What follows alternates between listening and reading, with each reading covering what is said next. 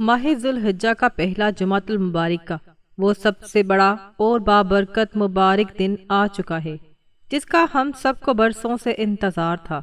सच कहूँ तो हर जुमा ख़ास होता है, लेकिन ज़ुल्हिज्जा के इस पहले जुमा की तो बात ही अलग है। आजकल लोग जुमा के दिन सिर्फ मस्जिद जाने को ही काफ़ी समझते हैं, या फिर सोशल मीडिया पर मुबारकबाद की पोस्ट लगाकर अपनी जिम्मेदारी पूरी कर देते हैं।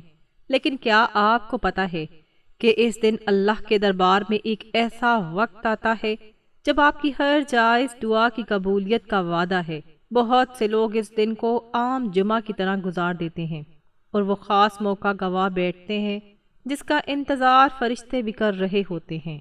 आज मैं आपको वो 5 काम बताऊंगी जो अगर आपने इस जुमा को कर लिए तो आपकी आने वाली ज़िंदगी में वो बरकत और वो सुकून आएगा जिसकी आपको बरसों से तलाश है।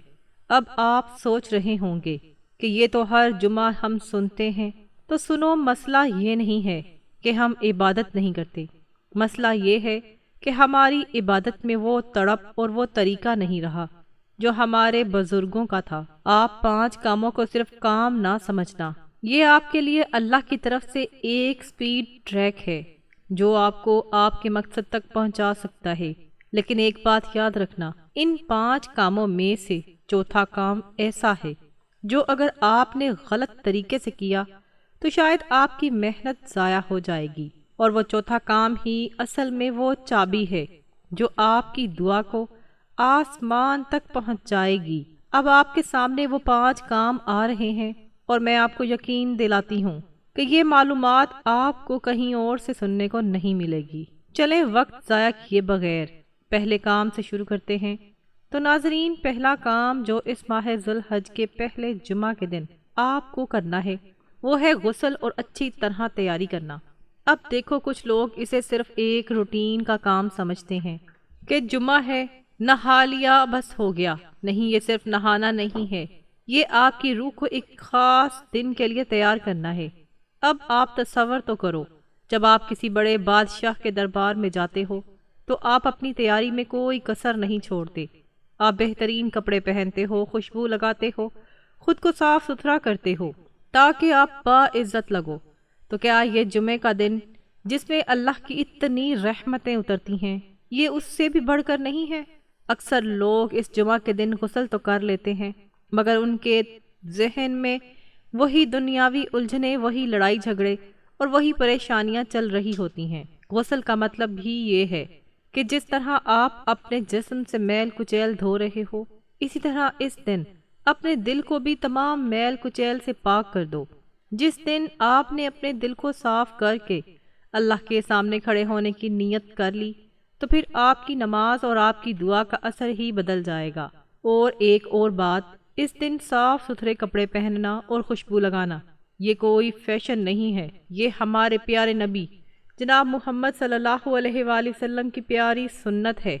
जब आप सुन्नत की नीयत से ये काम करते हो तो अल्लाह के फरिश्ते उस बंदे पर खुश होते हैं। आप नोट करना, जिस दिन आप पूरे एहतमाम के साथ यानी गुस्ल करके साफ कपड़े पहनकर और खुशबू लगाकर जुमे की नमाज के लिए निकलते हो, तो उस दिन आपको एक अलग ही सुकून महसूस होता होगा। वो सुकून कोई इत्तफाक नहीं होता, वो इस सुन्नत की बरकत होती है जो अल्लाह आपको अता करता है। लेकिन यहाँ एक ऐसी बात है जो ज़्यादातर लोग नज़रअंदाज कर देते हैं।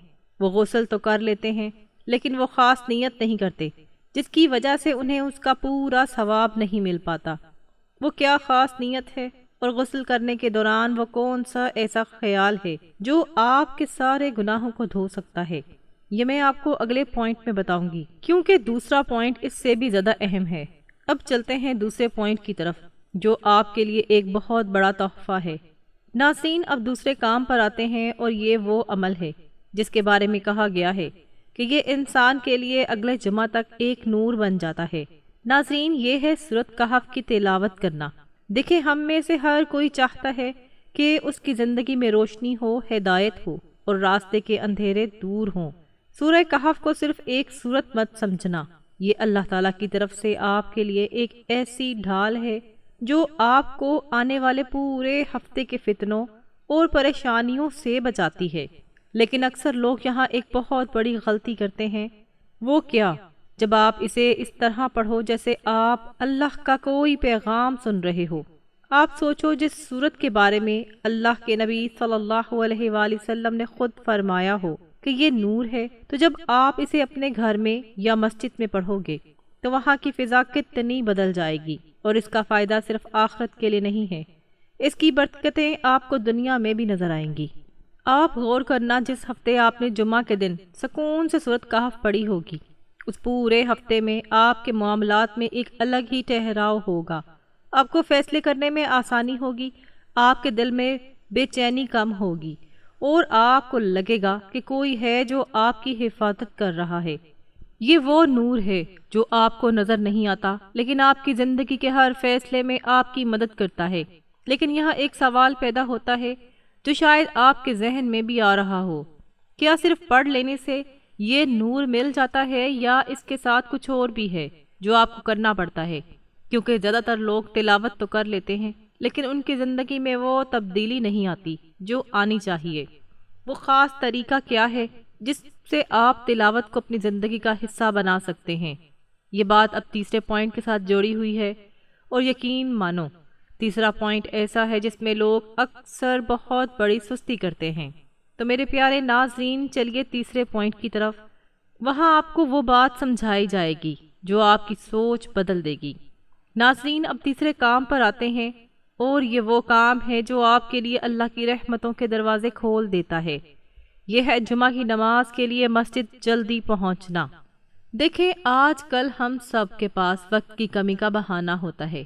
ہم کوشش کرتے ہیں کہ بس عین اذان کے وقت یا پھر خطبہ شروع ہونے کے بعد ہم مسجد پہنچیں کہ کسی طرح نماز ہو جائے۔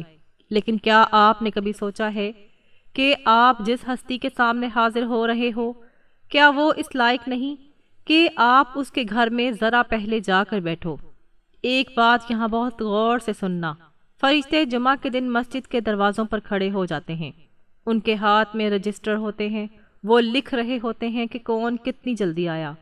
جب امام ممبر پر آتا ہے تو فرشتے اپنے رجسٹر بند کر دیتے ہیں اور خود خطبہ سننے لگتے ہیں۔ اب آپ خود سوچیں، اگر آپ امام کے آنے کے بعد مسجد میں پہنچے تو آپ کا نام تو ان رجسٹروں میں لکھا ہی نہیں جائے گا۔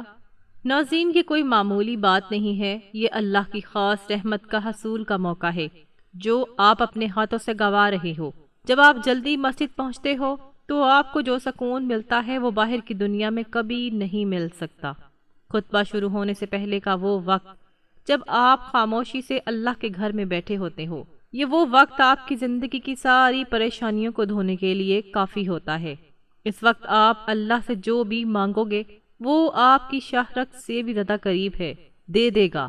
لوگ کہتے ہیں کہ ہماری دعا قبول نہیں ہوتی۔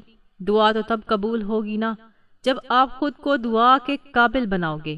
وقت پر مسجد پہنچنا خود کو اللہ کے حضور پیش کرنے کا ایک ایسا عمل ہے جو آپ کے رزق اور آپ کے کاموں میں برکت کا ذریعہ بنتا ہے۔ لیکن یہاں ایک ایسی بات ہے جو بہت کم لوگ جانتے ہیں، صرف جلدی پہنچنا ہی کافی نہیں ہے۔ مسجد میں پہنچ کر آپ کا وہ وقت کیسے گزرتا ہے، یہ اس سے بھی زیادہ اہم کام ہے۔ کیا آپ ادھر ادھر کی باتیں کرتے ہوئے انتظار کرتے ہو یا کوئی خاص طریقہ اپناتے ہو جس سے اللہ کی رحمتیں آپ پر برسیں؟ اب چوتھا کام ایسا ہے جو آپ کے درود شریف پڑھنے کا انداز کو بدل دے گا، اور وہ غلطی جو میں نے پہلے کہی تھی اس کا تعلق بھی اسی سے ہے۔ اب تیار ہو جائیے چوتھے پوائنٹ کے لیے، کیونکہ یہ آپ کے پورے جمعہ کی عبادت کا نچوڑ ہے۔ تو میرے پیارے ناظرین، اب آتے ہیں چوتھے پوائنٹ کی طرف، اور یہ وہ پوائنٹ ہے جس کا میں نے آپ سے پہلے ذکر کیا تھا کہ لوگ یہاں ایک بڑی غلطی کرتے ہیں، اور یہی وہ عمل ہے جو آپ کی اس جمعہ کی عبادت کی پوری روح ہے۔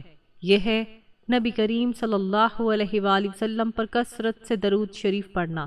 دیکھیں، ہم میں سے ہر کوئی اللہ سے اپنی حاجتیں مانگتا ہے۔ ہم چاہتے ہیں کہ ہمارے دکھ دور ہو جائیں۔ دعا مانگنے سے پہلے اور دعا مانگنے کے بعد حضرت محمد صلی اللہ علیہ وآلہ وسلم پر درود شریف بھیجتے ہوں تو اللہ تعالیٰ اس دعا کو رد نہیں کرتا۔ درود شریف ایک ایسی چیز ہے جو اللہ کے دربار میں قبولیت کی مہر لگا دیتی ہے۔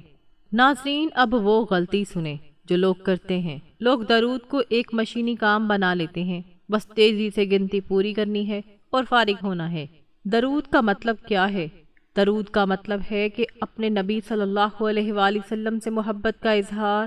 آپ جب درود پڑھتے ہو تو خود نبی صلی اللہ علیہ وآلہ وسلم کے فرشتے آپ کا نام اور آپ کے والد کا نام لے کر آپ کا یہ سلام اور درود خود نبی پاک صلی اللہ علیہ وآلہ وسلم کی پاک اور بلند بارگاہ میں پیش کرتے ہیں۔ ذرا سوچیں تو صحیح، کائنات کی سب سے عظیم ہستی کے سامنے آپ کا نام لیا جا رہا ہے، کیا اس سے بڑی کوئی سعادت ہو سکتی ہے؟ ناظرین محترم، درود شریف سے کیا ملتا ہے؟ اس کا جواب خود نبی پاک صلی اللہ علیہ وآلہ وسلم نے دیا ہے۔ جو بندہ ایک بار درود پڑھتا ہے، اللہ اس پر 10 رحمتیں نازل فرماتا ہے۔ یہ اللہ کا ایسا نظام رحمت ہے جو کسی اور عبادت میں نہیں ہے۔ اور جو لوگ کہتے ہیں کہ ہمارا دل بے چین رہتا ہے، ان کے لیے تو درود پاک ایک اکسیر ہے جو دل کی ہر الجھن کو ختم کر دیتی ہے۔ آپ جب درود پڑھتے ہو تو آپ کے گرد ایک ایسی نورانی کیفیت بن جاتی ہے جو شیطان کو آپ کے قریب آنے سے روکتی ہے۔ آپ کے رزق میں برکت، آپ کی بیماریوں سے شفا اور آپ کے گھر کے جھگڑوں کا خاتمہ، یہ سب درود پاک کی برکت سے ممکن ہے۔ لیکن وہ غلطی جو میں نے بتائی تھی وہ یہ ہے کہ لوگ درود کو اپنی دنیاوی ضرورتوں تک محدود کر لیتے ہیں، جبکہ درود اصل میں قربت الہی کا ذریعہ ہے۔ اب سوال یہ ہے کہ اس جمعہ کا درود پڑھنے کا وہ کون سا خاص طریقہ ہے جس سے آپ کا ہر کام خود بخود بننا شروع ہو جائے؟ وہ 5واں اور آخری پوائنٹ ہے جو دراصل آپ کی پوری جمعہ کی عبادت کا نچوڑ ہے۔ اور وہ آخری پوائنٹ تو ایسا ہے کہ اگر آپ نے وہ نہ کیا تو آپ اس دن کی سب سے بڑی نعمت کو کھو دیں گے۔ کیا آپ تیار ہیں اس آخری کام کے لیے؟ تو چلیے آخری پوائنٹ کی طرف بڑھتے ہیں۔ اب 5واں اور آخری کام، یہ وہ پوائنٹ ہے جس کے لیے ہم پورا ہفتہ انتظار کرتے ہیں۔ یہ ہے جمعہ کے دن کی وہ خاص گھڑی جس کی تلاش ہر کسی کو ہے، جس میں اللہ تعالیٰ اپنے بندے کو کبھی خالی ہاتھ نہیں لوٹاتا۔ دیکھیں میرے پیارے ناظرین، نبی کریم صلی اللہ علیہ وآلہ وسلم نے فرمایا کہ جمعہ کے دن ایک ایسا وقت آتا ہے جس میں بندہ جو بھی مانگے اللہ سے عطا کر دیتا ہے۔ زیادہ تر علماء کا کہنا ہے کہ یہ وقت عصر کی نماز کے بعد سے لے کر مغرب کی اذان تک کے درمیان ہوتا ہے۔ اب آپ خود سوچو، آپ نے پورا دن عبادت کی، درود پڑھا، تلاوت کی، اور اب وہ وقت آ گیا جب آپ کو اللہ سے اپنی ساری پریشانیوں کا حل مانگنا ہے۔ لیکن یہاں لوگ ایک بہت بڑی غلطی کرتے ہیں۔ وہ کیا؟ وہ دعا مانگتے وقت صرف اپنے لیے مانگتے ہیں۔ ناظرین، اس وقت کی دعا میں اتنی طاقت ہے کہ آپ اپنی ذات سے نکل کر دوسروں کے لیے مانگو، امت کے لیے مانگو، اپنے رشتہ داروں کے لیے مانگو، اور پھر دیکھنا کہ اللہ آپ کی دعا کو کیسے قبول کرتا ہے۔ اور ایک بات اور، اس وقت دعا مانگنے کا بہترین طریقہ یہ ہے کہ آپ باوضو ہو کر قبلہ رخ بیٹھ کر اللہ کی بڑائی بیان کرو اور پھر اپنے گناہوں کا اعتراف کرو۔ جب بندہ اپنے رب کے سامنے عاجزی سے جھک جاتا ہے تو اس کے رب کو وہ بندہ اتنا پیارا لگتا ہے کہ وہ اس کے ہر آنسو کا جواب دیتا ہے۔ ناظرین، آپ کی کوئی ایسی خواہش جو سالوں سے پوری نہیں ہو رہی، کوئی ایسی الجھن جس کا حل آپ کو نظر نہیں آ رہا، اس گھڑی میں اللہ کے سامنے رکھ دو، اور اللہ خود پکارتا ہے کہ ہے کوئی جو مجھ سے مانگے اور میں اسے دوں۔ ناظرین، اس دن کی برکتوں کو صرف ایک دن کا عمل مت سمجھنا، اسے اپنی زندگی کا وہ موڑ بنا لو جہاں سے آپ کے سارے حالات بدلنے والے ہیں۔ جب آپ اس یقین کے ساتھ دعا مانگو گے کہ اللہ سن رہا ہے تو آپ کا دل خود گواہی دے گا کہ آپ کی دعا قبول ہو چکی ہے۔ تو میرے پیارے ناظرین، یہ تھے وہ 5 کام جو آپ اس ماہ ذوالحجہ کے پہلے جمعہ المبارک کو آپ کی زندگی کو ایک نئی سمت دے سکتے ہیں۔ یاد رکھنا، یہ سب عمل آپ کے لیے ہیں، اللہ کو آپ کی کسی عبادت کی ضرورت نہیں ہے، آپ کو خود اللہ کی ضرورت ہے۔ اس جمعہ کو عام طریقے سے مت گزارنے دیجیے گا۔ اب آپ کا کام یہ ہے کہ اس ویڈیو کو ان لوگوں تک پہنچائیں جنہیں آپ اپنی کامیابی کے ساتھ دیکھنا چاہتے ہیں۔ اور ہاں، جب اس خاص گھڑی میں آپ دعا مانگیں تو مجھے بھی اپنی خاص دعاؤں میں ضرور یاد رکھیں جس نے آپ کو یہ بات بتائی۔ اللہ ہم سب کی مشکلات کو آسان فرمائے اور اس ماہ ذوالحجہ کو ہمارے لیے برکتوں والا بنائے۔ اللہ تعالی ہم سب کا حامی و ناصر ہو۔ اللہ تعالیٰ سب کو خوش اور آباد رکھے، ہمیشہ ہنستے اور مسکراتے رہیں۔